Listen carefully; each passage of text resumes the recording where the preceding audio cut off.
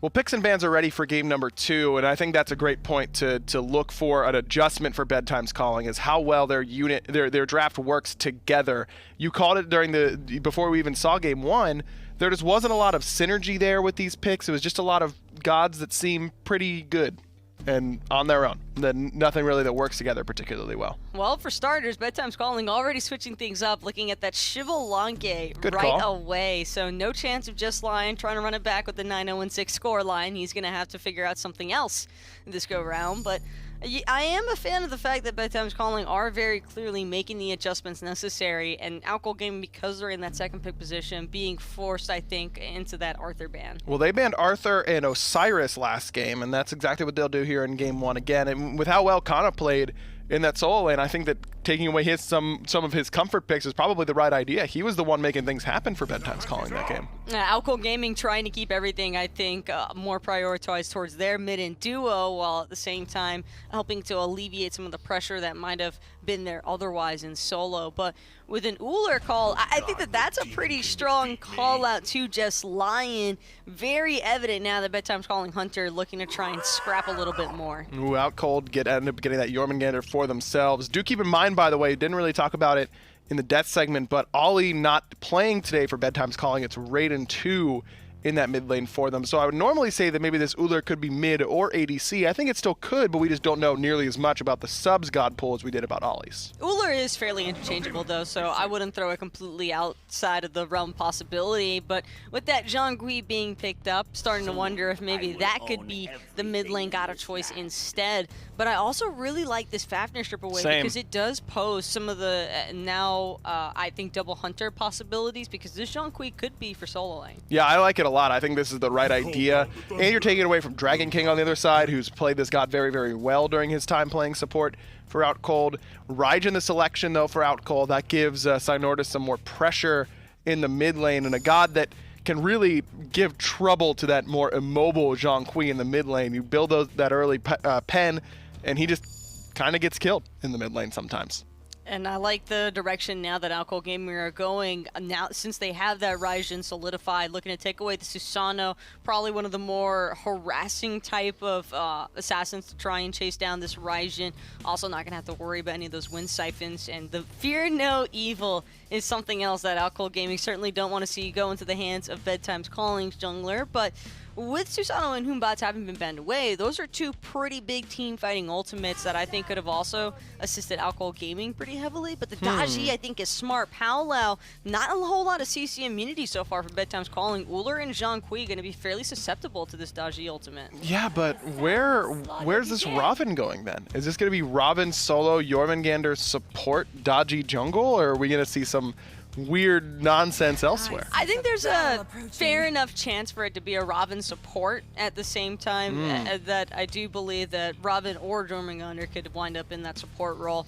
Either way, I like seeing the Raijin and the Daji. I think that that's the most important part, is that Outcold Gaming are trying to keep their core members together and able to kind of play off of each other well. But the Almuz and Cobb is a bold pick for Just Lion. Yeah, this is a pick that either snowballs really, really well or gets snowballed on very well. So check out that duo lane. It's going to be a big, important factor here this time around. Outcold looking to clean it up 2-0 and knock Bedtimes Calling Outcold. Get it, Finch? I do get it, and I very much approve. Game number 2 here for Outcold up against Bedtimes Calling. And they were talking about this on the desk after game 1, that they really like to prioritize Just Lion's pick. But this time, they wait all the way into the last pick to pick him up this Amuz and Cobb. And that's even with like a Kali on the other team, with an Uller potentially for him to go into the matchup of. Fortunately for him, that Uller's on the other side of the map. Yeah, but I would rather face an Uller than a Bologna at the end of the day. That Bologna is screaming anti-hunter, the whole entire kit. Even from the bludgeon to out-clear you at level 1. You got the reflect from the shield bash to just left click you every time, and you don't want to hit the Bologna because you're going to receive some of that reflect damage, or even the disarm from the Scourge, and then she's out trading you because she gets her life steal back. It's just obnoxious. Well, so far the clear has favored Outcold, but Scott Bros, unafraid, is aggressively pushing in. He drops the horrific that forces the beads out from Just Lion. Not the bees, the beads. And that is enough to get him back to safety. But this is very different, isn't it? That we're seeing the Bologna here in the Hunter role as the Warrior, and then Kana pushed all the way over to solo lane with this Uller into the matchup up against Fatality Fire on the Robin, by the way. And we've seen Uller in solo lane in the past before. Not very recently, mind you, but it's had success in terms of the boxing potential. Against certain warriors that don't have sustain, it's a great pick. Robin specifically, you're not maxing out your third ability for the root, so therefore it has merit because you're not getting that much return of the steal, but kind of needs a couple of levels before he can become effective at out-trading Fatality Fire. And Fatality Fire on the Robin specifically, once he's still basic attacking these minions, he's going to get his shield back, so absorbing at least a little bit of poke out of Kana. I'm surprised, though. Kana has picked up this Warrior's Blessing, even though he's on the Hunter. Is that just because he's over here in solo, he's worried about getting traded? Yes. I mean, Hunter's Blessing itself can still be nice sustain, mana-wise, but maybe he just needs that extra protection so he doesn't get shredded. It's also about the 40 health you get back Sure. every 10 seconds or so, so that goes a long way in terms of trading with a Robin that's going to be point-blank range with you, and if you could survive the early game, then your abilities alone should be able to win the matchup. So even without Hunter's Blessing, I think Kana made the right decision in terms of going Warrior's Blessing, keeping up with the sustain, even going for a Hell Chalice aggressively enough to be able to not have to back to base as often. He might be in trouble once Fatality Fire finishes up that Glad Shield he's likely working on. Just Lion takes quite a bit of poke, but now it's their turn to return fire. And Scott Bros is slowed and the one taking a bunch of damage. And they even have the clear advantage as well. This is so different. I wonder what the idea is here by putting this Bologna over here instead of the Uller. I mean, with how much farm Hunters are getting, normally it makes sense, but this is the first time we're seeing a straight-up dual lane over here. Even last game, they didn't do this, so very surprising. They just want to box and fight, and so far the only thing that they've gotten was the beads once they used the horrific emblem from Scott Bros. They have a small window to try to go for it again. 20 seconds down, but Just Lion playing very carefully in terms of not putting himself overextended. And Scott Bros should be aggressing past the archers, that if any time Just Lion pokes his head around that corner, that denial and Scott Bros are just going to be able to punish this Musinkob that doesn't have any sort of gap closing abilities. Well, they know as soon as they're able to have Horrific Emblem up and he doesn't have beads, they have kill potential, but they might have waited too long. Just Lion's beads are now back up. They do aggress in, but not with the Horrific, and still Just Lion holds on to his relic, at least for now, and they aren't quite able to clean up this kill. But that's not the only place things are interesting. I mean, Sarpei has the Kali this game, Zhongkui's in the middle lane. I mean, there's a lot of stuff in here that we don't always get to see that makes the late game for Bedtimes calling quite scary. Oh, I agree. This composition from both teams, a little volatile on both fronts. They're kind of going to jump up and down. The thing about Uller, actually, for those of you that are unaware with his passive, is when you use abilities in one stance, it reduces cooldowns in the other. Kind of going to eat a Mystic Rush right in the face, but Fatality Fire just using that as aggression poke because he knows that Kana doesn't have teleport. So any sort of poke that he can do onto Kana, even forcing him to back, make him miss one, maybe two melee minions, goes a long way. That's exactly right, and he's backing now. He'll be able to finish Glad Shield and get right back in the lane since he does have the teleport. Meanwhile, Kana, who did pick up boots, is going to have to walk his way back in. So at least a one or two minion should come in and get tagged by this tower before he can actually make it there. Look at what Raiden did actually this game with the Warlock Staff Rush, selling off his Blessing just to complete the item. The timing of this completion is pretty good at 4 minutes, but selling the Blessing to do that is very aggressive. He might be regretting it later in the game.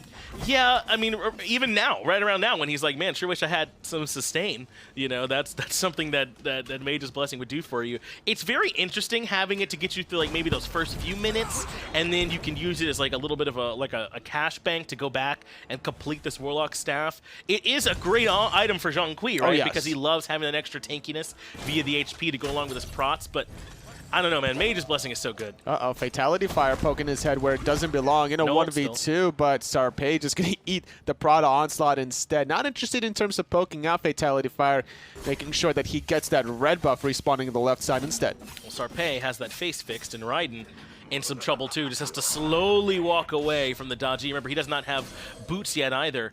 Kinder Warrior, interesting that he went for that ultimate.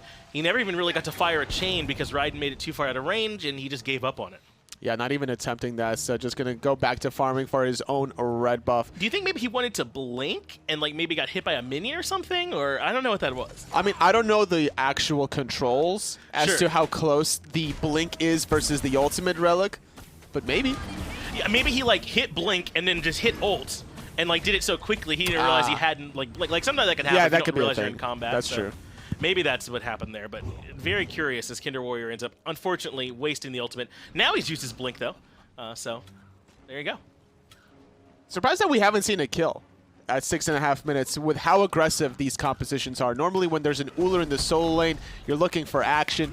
And now that there's a Warrior tab by for Kana and that there's a Gladiator shield for Fatality Fire, you would expect there to be a little bit of action. But without these junglers making their presence, I think both of these solo laners are just kind of waiting for that right timing window. And for specifically for Fatality, it's the mobility. Specifically for Kana, it might be the Transcendence. Well, I think we would have, but Kinder Warrior messed up the initiation. He had to, it was the perfect timing, right? Where the Warlock staff is just getting stacked, like he really isn't that great yet. And there's the aggression that you wanted. It's Raiden pulled back in. He recalls some demons, and now we'll have Sarpei to back him up. But into the ultimate goes Dragon King, and he's got some knockups of his own.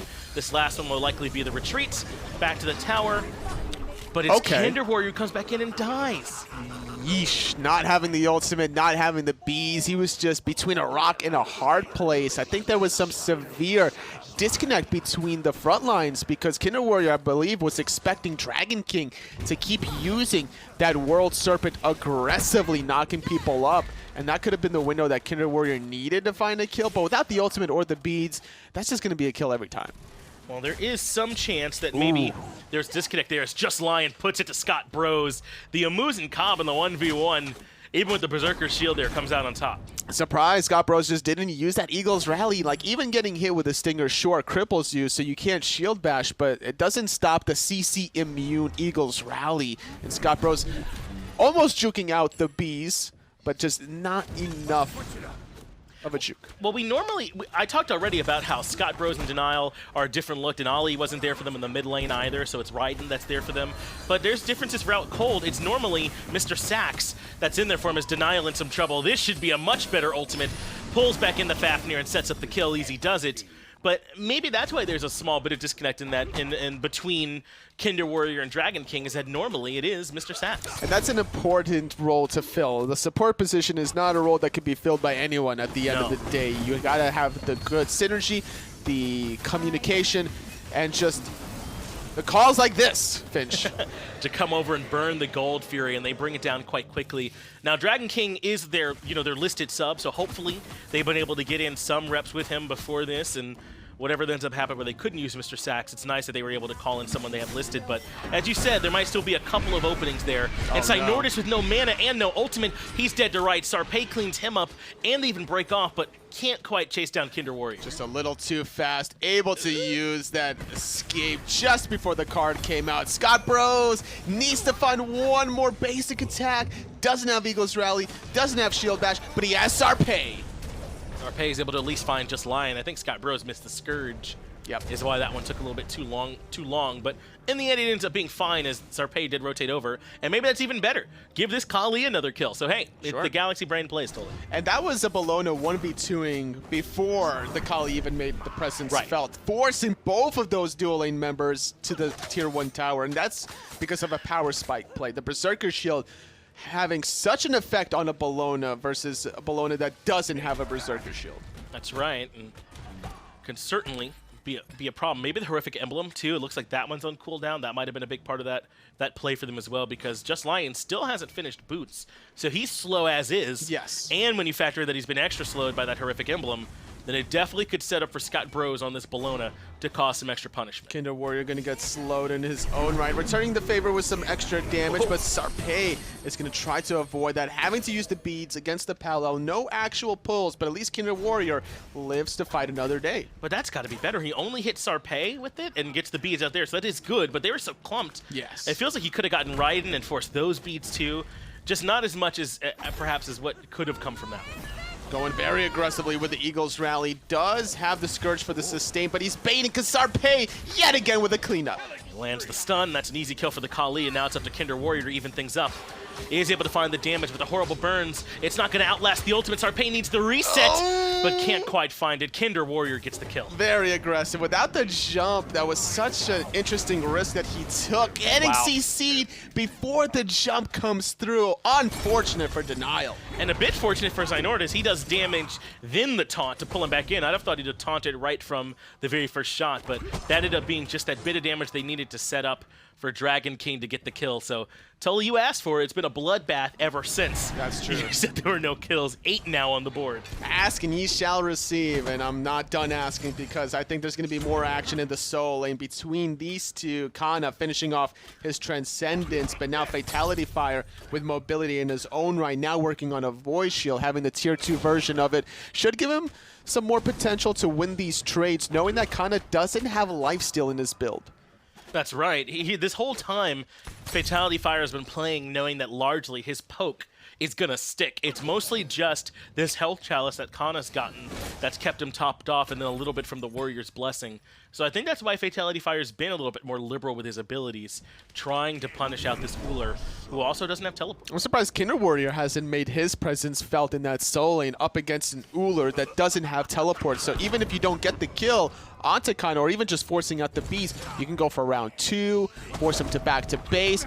But I guess Fatality Fire doesn't need Kinder Warrior when he makes plays like that. That's right. Ulted right on top of him. It was too much damage. Kana clearly wasn't expecting it.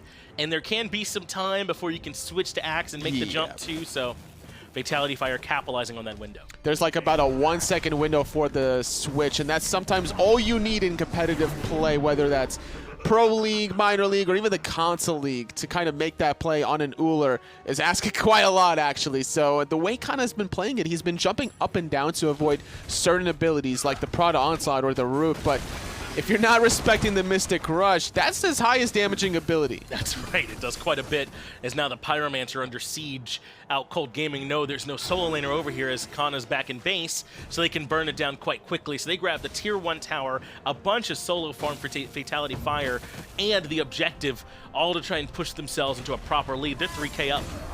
Uh-oh, now having to use the Recall Demons defensively. Good push away instead of the taunts. Now Sarpei under that tier 1 mid tower doesn't find the reset again, though. That's Dragon King coming through on this Jormungandr. Can't quite keep going, but Fatality Fire undeterred on the Robin. But good CC coming out from Denial. That locks him down and sets up Raiden for a kill. These Fafnirs, whichever side they're on, have come up big. Getting a 1-for-1. They need more than that, though. They need to get at least a tier 1 mid tower. Not able to cancel the back out of Dragonkin or land the Axe. Just Lion going to survive there, keeping his tier 1 mid tower alive. Good rotation out of both of these dual lane hunters. Right. I say that in air quotes, knowing Scott Bros is playing the Bologna, but it doesn't matter if it's a hunter if you have an anti-hunter in that role, and Scott Bros playing the Bologna. When I look at anti-hunters, I look at 3 gods specifically. I look at Bologna, I look at Osiris, and I also look at like Vamana / Odin, I guess. So 4 technically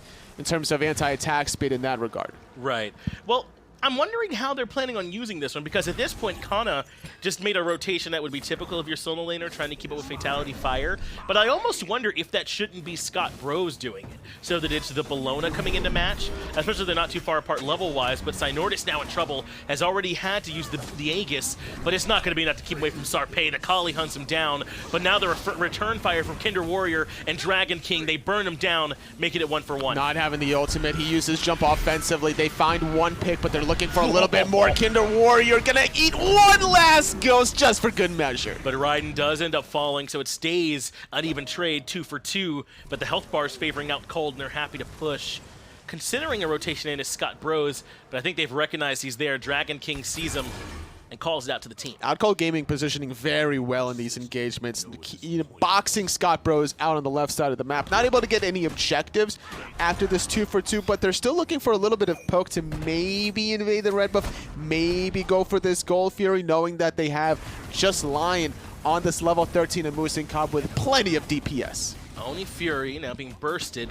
Red buff is under siege from Fatality Fire as well. He waits out the bludgeon timer and drops the buff. That means they'll grab that and the Oni Fury. And Bedtimes calling, slowly but surely getting whittled away. Not quite as fast as game number 1, but happening all the same. Yeah, Fatality Fire sitting at level 16 after that solo kill. He's been able to really put a stamp of approval from that soul lane into the mid lane, into the left side of the map. They're invading this red buff, and these Gold Furies from Outcold Gaming, even between games 1 and 2, had just been on point. Yeah. They never really were worried about Bedtimes calling, even contesting it.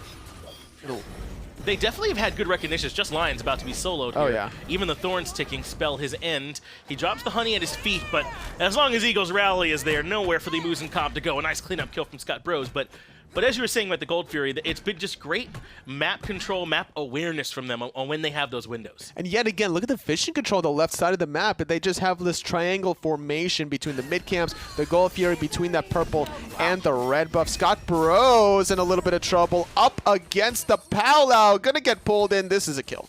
Yeah, he recognizes. Scott Bros knows he's dead to rights. Great recognition. There was no ult available for the Bologna because it was just used to kill just Lions, to rotate over and punish. Might even be able to threaten this tower as Synordus defends the tier 1 in mid. Gonna get double knocked up from Dragon King, not having the follow from Synordus with the Taiko drums, keeping their tier 1 mid tower alive. I almost would have liked to see Scott Bros still try to juke Kindred Warriors' rest of the Powwow to try to keep the Dodgy under that tier 1 mid tower, but trying to keep Raiden under the mid lane in a 3-on-2 situation. Just too much damage to handle. Tries to drop the ult to at least get some damage off, but it's way too late. Raiden goes down, and Outcold Gaming find themselves yet another pick. Scott Bros only just now rejoining us, but he's not going to be here to the fight in time, at least not to help Sarpei, who's forced to jump away on the left-hand side. Kinder Warrior even going to use that Trickster Spirit to close the gap. Stun by some time, but that's too much damage. This Danji shreds, and Sarpei goes down. Not even using the ultimate as Sarpei, rather would save it for a rainy day instead, and that's going to allow the rest of Outcold Gaming to get a free tier 1 mid tower, get a kill onto Kana as well. Kinder Warrior credited with that one. Scott Bros still being a nuisance on the left side of the map up against Just Lion, but no one else from his team going to assist in the matters. Just Lion now confident to this Bologna, who's very strong in the Hunter matches, especially 1v1. Yeah, let's just bring him on in here. How about that? Immediately forcing out the Draconic Corruption. They leave to avoid the damage and then come right back in for the kill. Trickster Spirit closes the gap, but he might have bit off more than he can chew as Raiden is there waiting. Oh, it's almost enough damage to confirm the kill, but Kinder Warrior's out. Dragon King used the shell. The blink is good from Raiden, but the body blocks, missing out the card as well. Raiden cannot make it happen, and he's going to get punished from Fatality. And he didn't have the ultimate there either, Tolly, to clean up that kill. Kinder Warrior does a good job juking the card over the wall as well, and Raiden can't clean up the kill, but now Just Lion taking a tough matchup. It's hard to beat a Bologna as a Hunter in a 1v1. Uh-oh, now Sarpei mixing it up with Fatality Fire, keeping his mid laner alive a little bit longer, but the Archers get it! Chaos Archer, man. He's OP, dude. Boy. Yeah, you don't like to see it. Absolutely not. Unfortunate, though, that the kill doesn't actually go over towards Outcold. Did he have the card on him? Is that what happened? Onto Fatality Fire, and then he had the mini aggro, so there was no way out? Oh, maybe that is could have why. been it. If he had some tick damage going, the minions would aggro to him for sure. That's probably why. Unlucky. That is unfortunate. And he goes down. Raiden takes another seat. It'll be another while before we see from him. Remember, he has that blink. I just don't know, man, if that's the right pickup here for this Zhong Kui in the middle lane. Aegis just does so much for him in terms of keeping him alive and letting him get off a little bit more damage. I agree, but there's a method to the madness because they're thinking late game Finch. They're thinking of Kali carrying this game, and they're thinking of kind of using Raiden as the necessary engager to allow the Kali to clean up. And so far, if the Kali could do plays like this, and it's not even the level 20 marker, imagine what she can do in about 6 to 8 minutes from now. I agree, as Kid Warrior at least finds Kana. I don't know if I love the way Synordus played that. I don't think there was a way out for him. So Aegis and the ultimate expended, and he didn't even get any value out of either one, is a little curious, but I get the idea. He's at least trying to stay alive. But Kinder Warrior goes right in and starts trying to drop these chains. The first one is while he's in the Draconic Corruption. Second hits Raiden and forces the beads, but now he's got the knockups coming from Dragon King. Doing so much damage already, taking out the Zhong Kui in mid lane, trying to jump away from the World Serpent, having the range is this one dragon, but Fatality Fire gonna cut off the escape with the root, with the slow as well, allowing Just Lion to follow up. Yeah, just needed time to get Just Lion here to close the gap, and then that's an easy kill even onto the tanky Denial. So the support goes down. Tier 2 shouldn't be far behind, but Sarpei's looping around trying to find his way in. This Kali can shred, but instead he heads just into the jungle. Doesn't have Blink, so he doesn't have the surprise factor, but look at this. Just Lion spots out the Kali. Going to be looking for a little bit of a 1v1 scuffle. Jumping away from it, not interested, is Sarpei, despite having the ultimate. Gold Fury has respawned, and you know Outcold Gaming won it. They've been going after these Furies so cleanly this entire set. No reason to flip the script now. Take a look, though, at Dragon King's build. He's got a Witchblade for himself into all these auto attackers. The Ullr, the Kali, love it. The Bellona. Great piece of tech. Absolutely love it, especially when you're dealing with a Fafnir with the AoE Coerce that's also built Shogun's Kusari. That's exactly right. They're clearly auto attack focused, and clearly Scott Bro's in some trouble. And I think they're taking the bait. The rest of the team is on the Gold Fury. I don't think they realize that this Scott Bro's kill isn't even all that important to Outcold. They've grabbed the Gold Fury, and the objective goes down. Kinder Warrior even out-ranging and juking out Sarpei, which means he could fall to Synortis. Sarpei needed that reset to be relevant for the rest of this team fight, and now in a 5-on-4 power play advantage, they're going to be even more aggressive. Are you kidding me? He just went back into his demise, but the shell yet again from Dragon King, keeping his jungler alive. Okay, well, somehow Kinder Warrior has 9 lives, apparently, because he certainly should have died there, but they clean up 3 kills, and they get the Gold Fury on that one. That fight was all out cold. Bedtimes calling just could not keep up. Kana wasn't there, of course. He was off split pushing, but that one was a big fight for Chaos. I don't mind the split push from Kana. When you're behind the way Bedtimes calling are, there's better places to be than under the tier 2 mid tower that's about 10% health anyway, so it makes sense now getting the 500 gold from the tier 1, the 1500 gold from the tier 2 to make this lead not egregious. It's only about 8,000 gold or so, 7,300 now to be exact, so it's mitigated slightly from those 2 towers. Yeah, and if selling your Mage's Blessing to get Warlock's Staff was to, like, keep Raiden alive in the middle lane, that hadn't panned out just yet. Not yet. He's got 5 deaths here at this point in the game and has struggled. He's been able to survive some situations to get off a lot more damage, so there's certainly been some value there. I just don't know if in the long run that early game start worked. Because the thing is, when you're going for utility Zhang Kui, you would rather have him in the soul lane if you're going to build him like this, because you have so much access to farm. So you're going to get accelerated to that point. Is just Lion going to get stunned out by the Eagles rally, needs to find a way to survive. Scott Bros is the one that hunts him down, the one that finds the kill. But now it's time for Synortis to line them up for the big ultimate. The first tick off the mark. The second one does find its way towards the support, but Kinder Warrior is the one that actually gets the kill. Synortis makes it out of there, but we cannot say the same, unfortunately, for the Fafnir. Kinder Warrior has too much damage. Sarpei looking for Synortis as well, and even the blink coming out of Raiden to recall all the demons. That's a good call, though, for him to switch targets over towards Kinder Warrior and keep him out of this fight. That means Fatality Fire goes down, and Sarpei finds himself a double. The card for the slow onto Kinder means he's certainly dead. Raiden shuts him down, and finally a big fight for Bedtimes calling. 2 for 4. Bedtimes calling needs to get objectives off of this Finch. Tier 1 mid tower is not enough. They need to look for the Fire Giant, maybe. It is a Dragon King playing the Jormungandr up without the World Serpent. It's not the easiest steal potential, but if they can kill him on the right side of the map, it certainly is a free Fire Giant. They very much have a good chance. Like you say, he doesn't have the ultimate here, so he's a bit of a sitting duck. And Sarpei and Kana will try and hunt him down, but they can't quite find him. The sprint. But that last fight, Totally, I mean, Just Lion dies at the very beginning, and I think Synortis' ultimate was subpar for them as well. He didn't get nearly enough damage. I mean, I guess we'll have to break it down later, as there could be more action for Outcold. Oh, a good stun onto Just Lion, forcing out the beads and the shell from Dragon King. Gonna disengage as Outcold Gaming needs a couple more members. Respawning just now is Fatality Fire, Kinder Warrior in 5 seconds, but now it's Raiden in a little bit of trouble, forced to use the beads. But this is nothing, isn't it? I mean, this is nothing that they're getting on the back of that big fight. Yeah. Everyone's back up now. Outcold Gaming are going to be here. They sure can't do the Fire Giant or push down the other towers. Was that the best use of their time? Not at all, Finch. They only got a tier 1 mid tower. Like, if anything, go for at least a tier 2 as a response. Like, if you're not going for Fire Giant, get a tier 2 on top of it. There was so much timing for the respawns, and now Kana's going to get punished, and Outcold Gaming are all up, they're all healthy, and they're all around the Fire Giant. That's right. Just like that, a big fight from Bedtimes calling has now swung back into an advantage for Outcold. Now remember, this is going to be the enhanced version, so it is going to be much more difficult for them to take, and they don't have the Fafnir this time. Bedtimes even have a couple members nearby to try and contest.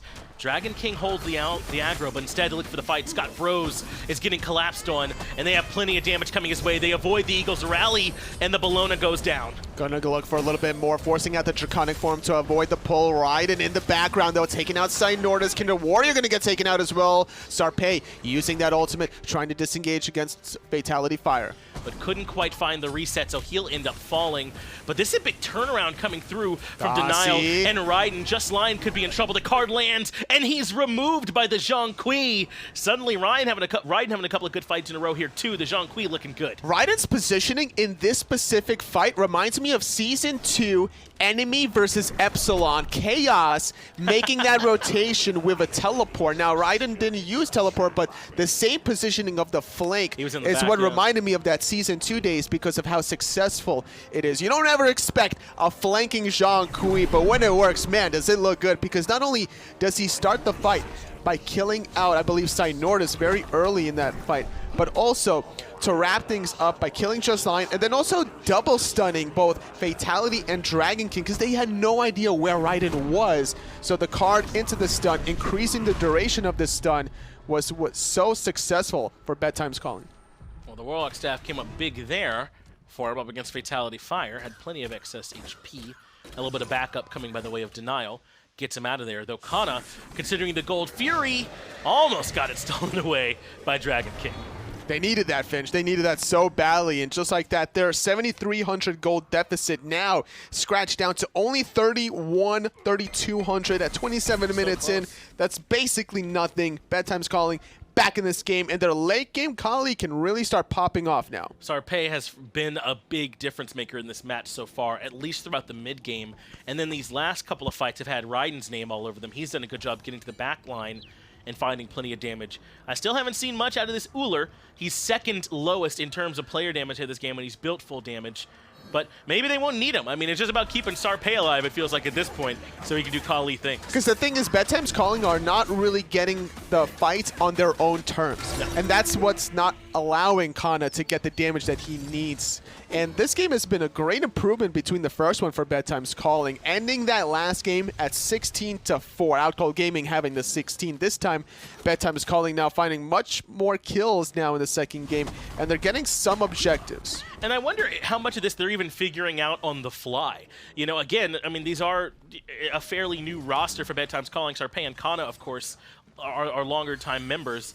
But I wonder if they're even sold on Hunter and Solo being their roles, and that's why they tried this. As Kana in some trouble, ultimate off the mark for Fatality Fire, but overhead kick is pretty good, and that cleans him up. A 5-on-4 now. Outcold Gaming gonna rush immediately towards that Fire Giant. Bedtimes Calling knows it's happening. They're gonna send Scott Bros in. He's gonna get rooted in place and slowed as well. Fire Giant at 50%. But you got to worry about Sarpei as well, and I think they knew he was coming. They dropped the objective and dropped down that slow field. They're going to try and clean up Scott Bros, who goes straight up and straight back down, setting up for Raiden to come through, but he doesn't have time to burst the card, so Kinder Warrior makes it out.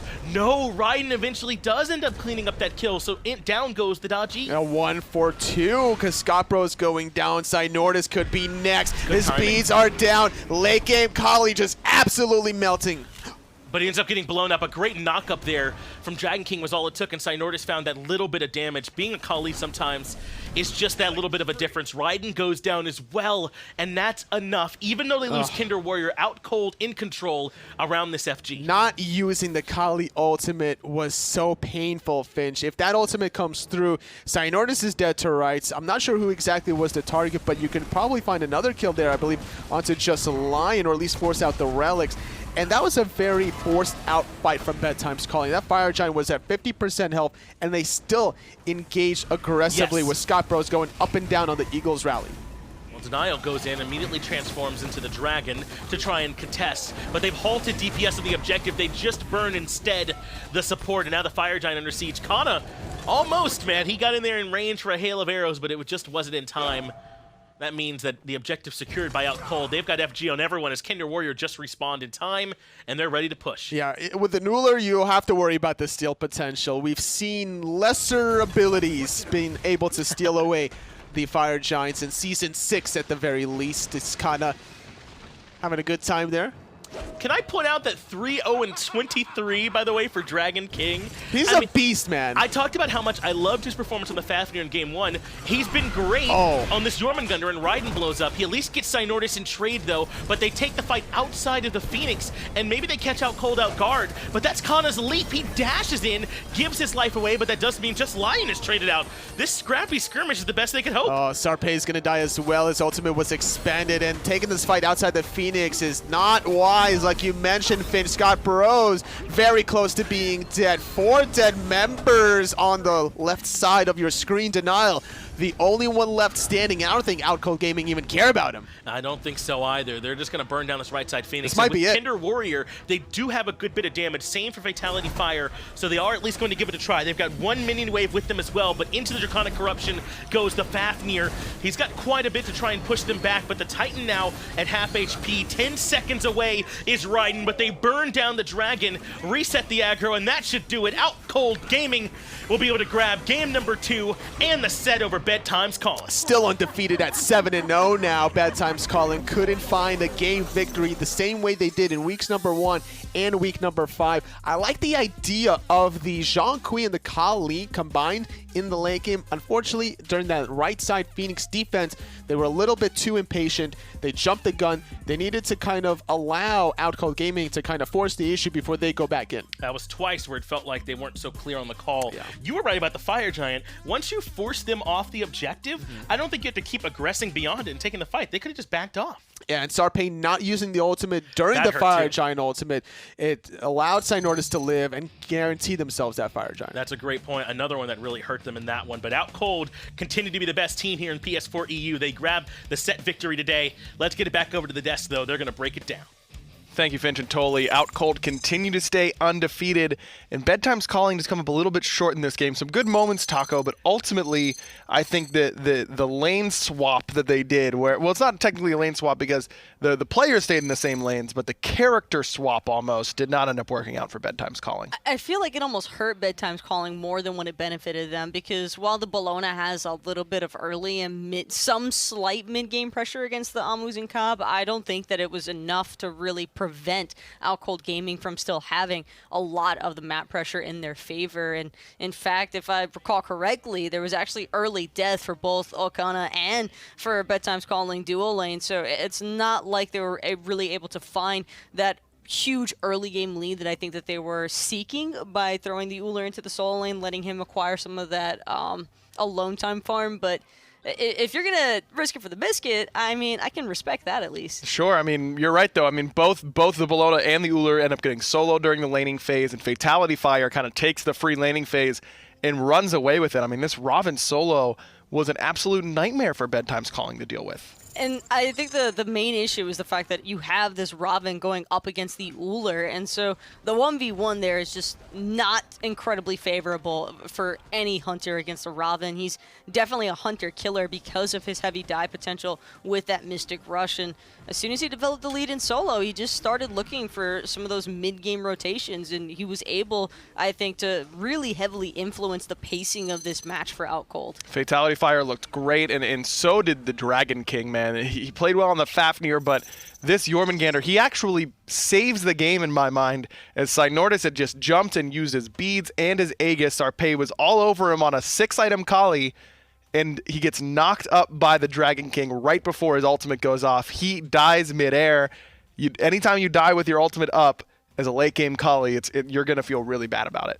You feel awful about it anytime you don't get to activate any of your abilities, I think. But Sarpei definitely tried his best. There was a lot of promising moments, I think, for Bedtimes Calling throughout game number 2, but unfortunately not enough of them for them to actually be strung together to fully capitalize on the small mistakes that I think we saw happen for Outcold. Just not quite enough there for Bedtimes Calling. A lot of people that are not normally there, though, for this team. Support, duo lane, and the ADC was a little bit different. Mid lane different as well. So Bedtimes Calling a lot of shakeups, but ultimately not enough to take down the top card in their region. this is just another quick, easy win, it feels like, for Outcold Gaming, who hasn't had a lot of those, I'd say. Maybe they've had some, but also some close sets. It hasn't been complete dominance from them despite their 7-0 record. This definitely felt like one of their cleaner victories, without a Yes. doubt. And whether that's a strike against Bedtimes Calling, who knows? Only time will tell. But I definitely don't think that what we saw from Bedtimes Calling today, if this is the roster they're going to continue to play with, we might see things, shake up again a little bit differently next week, because this does seem like another roster that definitely has some players that could make some magic happen for this team, maybe try and get a little bit closer. Everyone's chasing Outcold Gaming right now, but that does it for the PS4 Europe. Let's move over to PS4 North America right on the other side of this break.